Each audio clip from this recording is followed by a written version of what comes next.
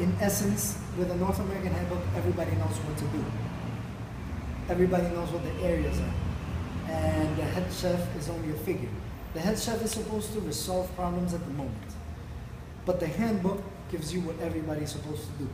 Everybody knows the roles, everybody knows what to clean, and everybody knows when to clean at the time. Everybody knows also that if the kitchen closes at 12 or midnight, they have to stay until 1 or 2 in the morning until everything is clean, which is something that's not respected here in many restaurants. They leave their kitchen a mess. And if you leave your kitchen a mess and you expect to clean it the next day, you've already created infectious pockets, you've already made things worse. Just because you were a little bit too lazy and didn't want to stay 1 more hour. Which 1 more hour is not going to kill you.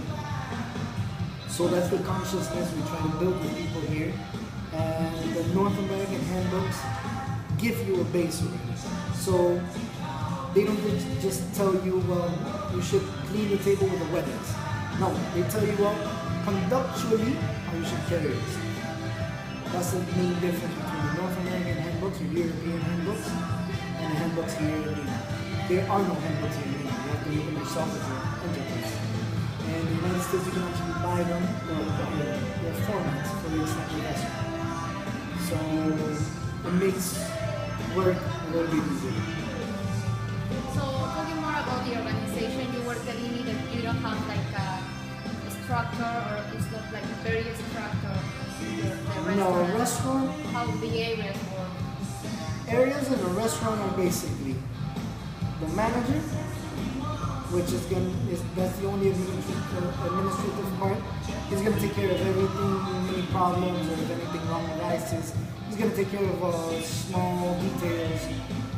The main areas in a restaurant is the kitchen, which includes the dishwashing area, the face of the restaurant, which is the salon, and the bar.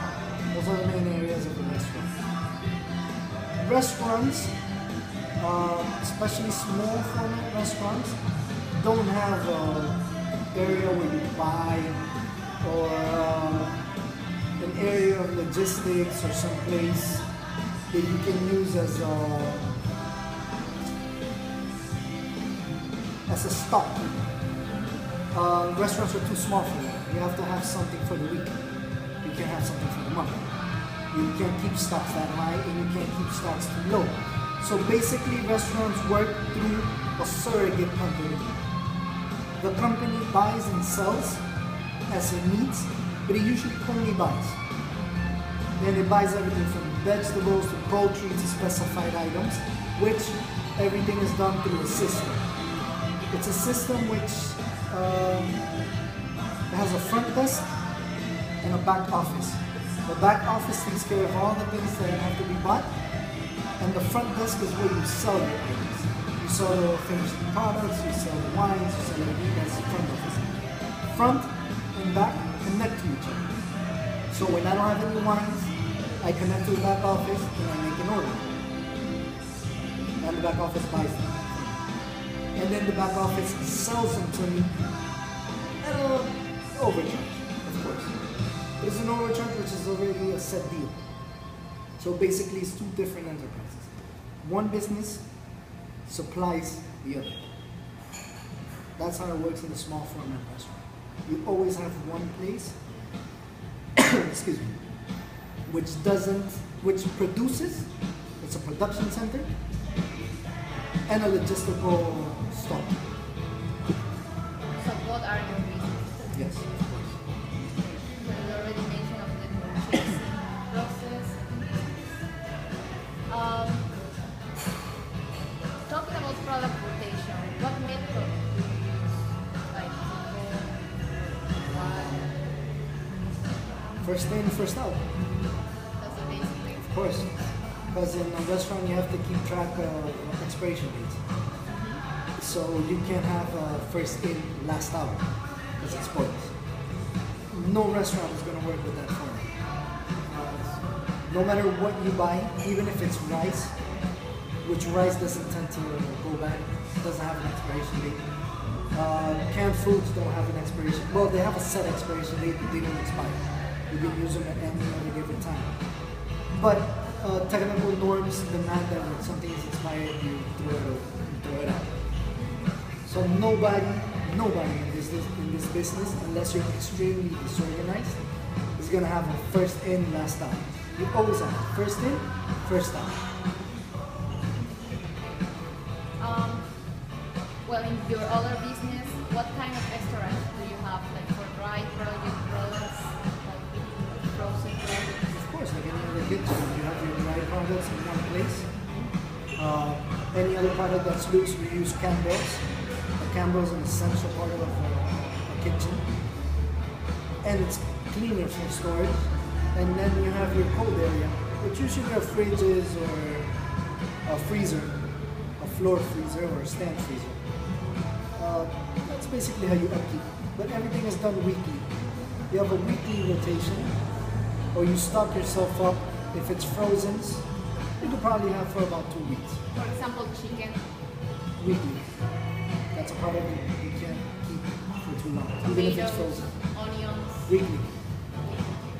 Fresh produce is exactly that, fresh produce. You either have it weekly or you have it 2 times a week. Depending on what we do with the produce.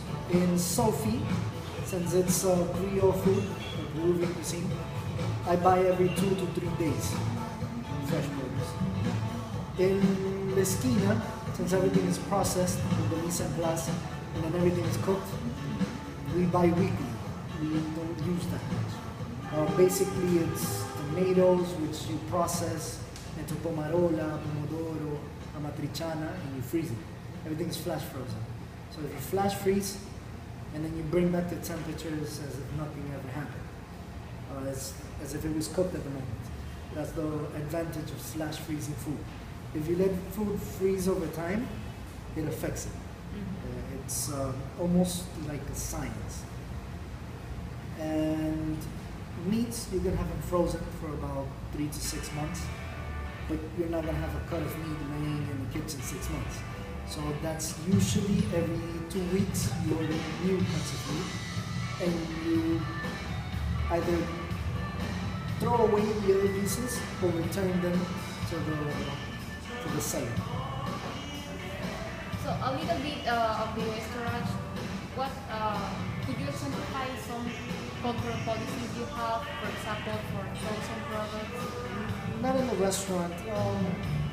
Every product has to be rotulated. Every product has to have the date that it came in and its expiration date. Usually some products like chicken only has the date that it came in. So you have to calculate 1 week. If in 1 week you haven't sold it, you throw it away.